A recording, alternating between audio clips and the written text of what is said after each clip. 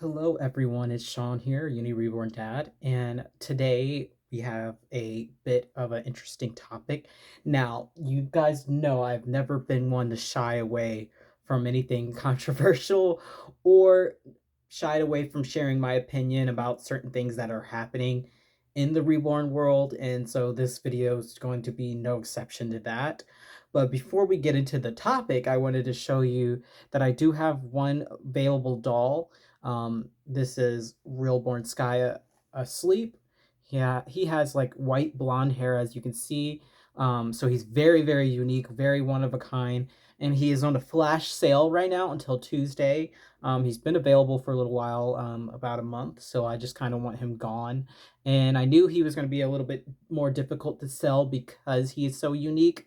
So he is on a flash sale right now for only $250 plus shipping. Now, that he will not come with a box opening at that price point, um, just because, that's price to sell.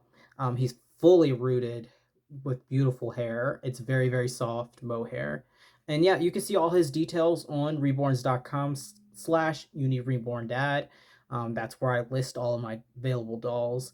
So yeah, he's available. I think he's really, really sweet. He could come at, well, I mean, he's not gonna come with the box opening, but I think he makes a cute girl as well.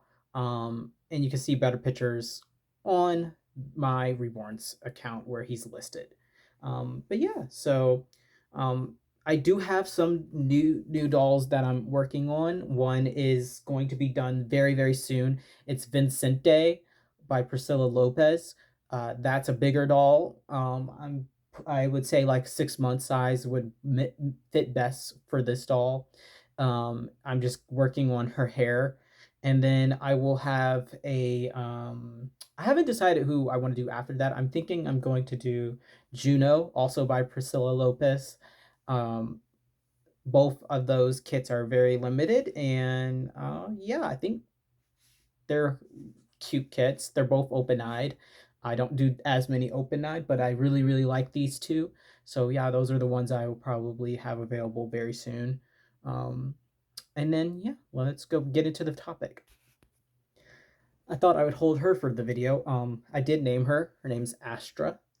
Um, I wanted something celestial themed because she arrived on the day of the eclipse, so I thought that would be fitting and really fun. And I did go ahead and root her. She looks a little crazy right now because she's wearing a hat, but yeah, I did go ahead and root her. Like I said, I wanted to, or have her rooted, but I ended up rooting her myself.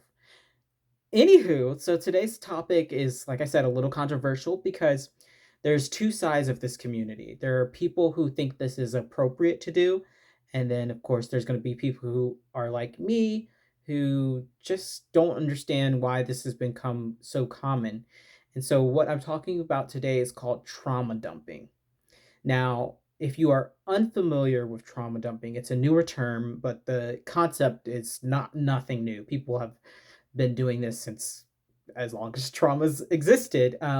Trauma dumping refers to the behavior that traumatized people tend to do as an unhealthy coping mechanism. And this is where they share their trauma either unprompted or unnecessarily, meaning where it just wasn't relevant, um, or they share it inappropriately in inappropriate situations. And so you can kind of see where this is going with Reborns. And it goes for all types of trauma. But what I've noticed more and more increasingly in the Reborn community, we're seeing a lot more trauma dumping, people posting in Reborn groups just l- saying everything that ever happened to them to make them want to collect. Um, or they'll trauma dump the why they're selling their dolls, which again, it's kind of irrelevant with a lot of these posts. I'll get into some more specific examples of what I've seen in a minute, but I'm just kind of laying out what is going on and why I think it's extremely inappropriate um, to do to to other people around you. It's just unhealthy in general, but it's really, really inappropriate to do, especially in a community like the Reborn world. Um, if you recall, I did a poll collecting data on Reborn collectors, and I had quite a bunch of responses, and I was able to get feedback on what our collectors look like as far as their age groups, why they're collecting, and I think I asked a few more questions as well in that poll. It was completely anonymous. It's still going. Like, I'm still collecting data on that. If you guys want to fill out that poll and let me know about yourself in an anonymous way, like, I will not know who you are, but it's important for me because I love data. I'm a data nerd, and it helps me form videos like this where I can actually speak from an informed perspective and not purely just opinion based, but have some data to back that up. So, what the main thing I was looking for in that poll is I was wanting to know, why do people collect reborns? Because what we see a lot of times in newspaper articles or um, op-eds, videos about reborn collectors, they're usually done by like outsized news articles, and they don't actually talk to reborn collectors. And if they do talk to a reborn collector, they're usually the people who are on the more extreme end of collecting, meaning they pretend that these dolls are more real than what they are, when most of us collectors know these dolls aren't real, and we don't treat them like they're real. We just dress them up and leave them in a room or somewhere in a corner, and maybe take pictures of them. Most people are that are, and again, I got this data from my actual poll. Um, Most people are not the extreme collectors. They're not the ones who are role playing. They're not the ones, like I said, who are every day interacting with these dolls. We are people who have jobs and lives outside of these dolls. So, this data coming from my poll that I did, I learned that the reason why a lot of people collect these dolls at this point is for the art of them, and because they enjoy the collecting, the collectability, they love the artwork, and it's not necessarily because they lost a baby. That being said, there are still a significant amount of collectors who do have that trauma, who have lost a child, or who can't have children. That is a legitimate part of the community, and I'm not going to um, disregard them. They're actually very important for this conversation that I'm having today about the trauma dumping, because they're on both ends of the trauma dumping that I'm watching unfold on. Usually it's Facebook and Instagram, but of course there's been some YouTube things going on as well. Um, there These particular subset of the community who have experienced these traumas directly related to why they collect, they're on both ends of the trauma dumping, as far as they're the ones trauma dumping, and they are the ones who are being affected by the trauma dumping. And so with that being said, I'm going to get into like some specific scenarios that I've seen with my own two eyes happening, and have actually directly affected me as well. One scenario in particular, a few years back.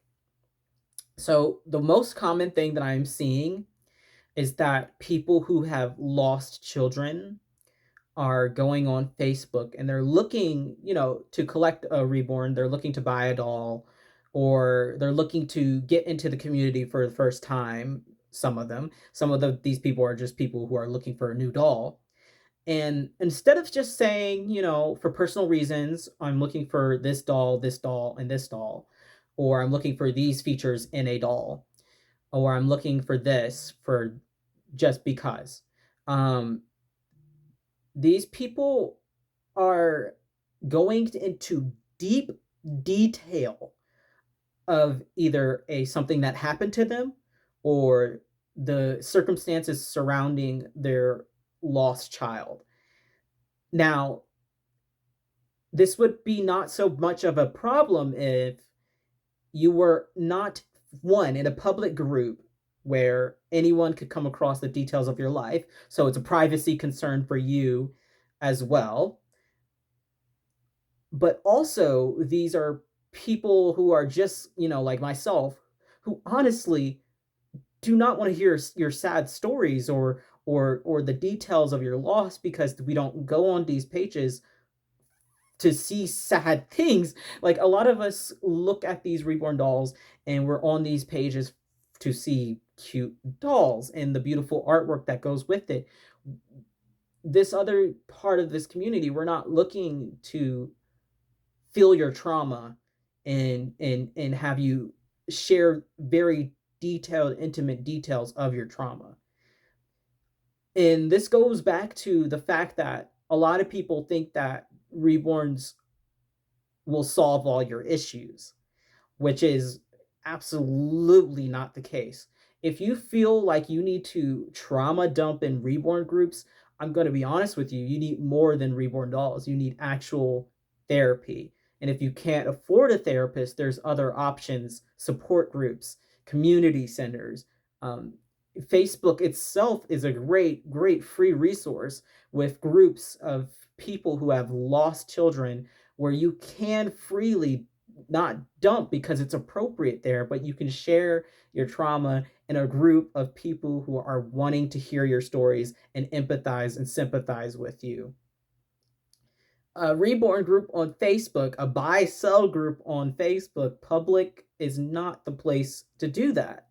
And that might sound cruel, but it's really not. Like, these groups are not for you to share pictures of your dead baby. They're not places for you to explain all the details of your depression.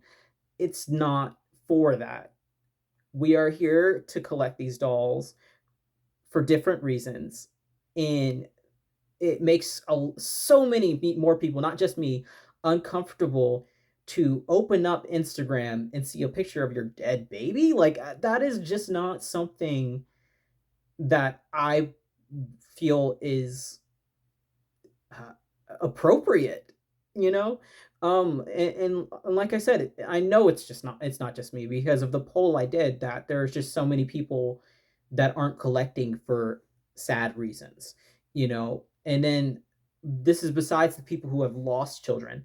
What I've noticed, there's a particular group of collectors who do this a lot, trauma dumping, and it's not just about lost children. Like I said, this is just about, in general, they're depressed, and they almost use their depression as a weapon for why people should buy their dolls that they're selling, or why that people in the community should pay extra attention to them. Like, for example, there's a subgroup of people that get really upset if they feel like not enough people are liking their post on Instagram. These are things I have actually seen. Like, people will make these sad little Instagram stories about not enough people like their, post that they made on Instagram, and they don't understand why, because they're a good person, and they're depressed, and basically all these things. And so they're trying to guilt us into making sure we engage with their content, or guilting us into trying to feel like we need to like their stuff or follow them. They're trying to guilt their way and depression their way into getting followers. And so that goes along with this trauma dumping that we're seeing more and more. And then again, it goes along to these people are sharing these Instagram stories talking about how they want to kill themselves. And this is probably video is going to get demonetized because of the content, but they are going into depth of like how they're feeling, which would be great in the context of you're actually speaking to people, like a group of your friends, and you're having these conversations. But sharing these type of things publicly and widely is just not appropriate. Like, there's a particular Instagram person that I don't know why I followed for the longest time, where she keeps posting these little notes about how depressed she is or how much she hates herself. And it's so toxic, because at this point, posting that is not helping anyone in the situation. It's not helping you because you're not getting the help you need, and it's not helping anyone else because it may be triggering other people's depression and these feelings that they might have been, you know, harboring. It's just not a healthy environment for anyone around you or yourself when you're trauma dumping. So a lot of it's having that kind of like, are you thinking about other people when you post the things that you post? Are you thinking about, is this appropriate? Is this the place? Is this the time to do it when you are posting the things that you post? If your answer, or if you hesitate in answering that, then you're probably part of the problem that I'm talking about today. If you think about, are these people the people I actually, do these people actually care about me, is like the core of it. Because if you're posting in a Reborn for sale group,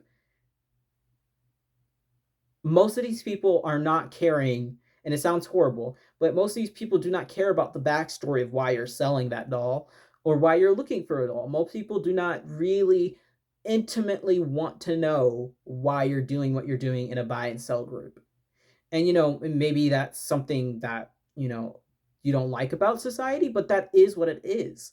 um and for me, like I said, I literally, like a year or two ago, had to block a very, very popular prototype artist, and she does excellent work, and I loved how her work looked at the time. Now I've seen her work in person, and I'm not that impressed, but that's neither here nor there. I enjoyed seeing her work in photos on Instagram, and she's very popular, like I said, which is why I had to end up blocking her, because I would still see her show up in Instagram even if I when I unfollowed her.